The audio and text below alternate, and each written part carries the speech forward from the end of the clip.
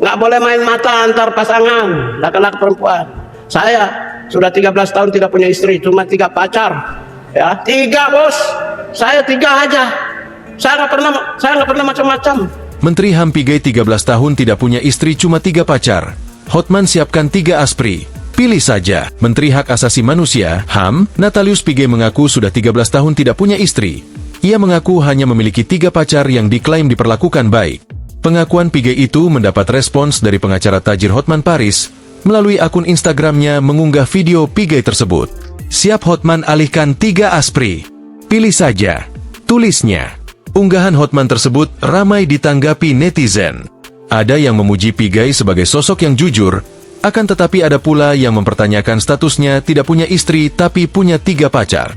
Video viral itu bermula Pigai mengaku selalu memilih sosok yang terbaik di kementeriannya untuk menduduki jabatan tertentu.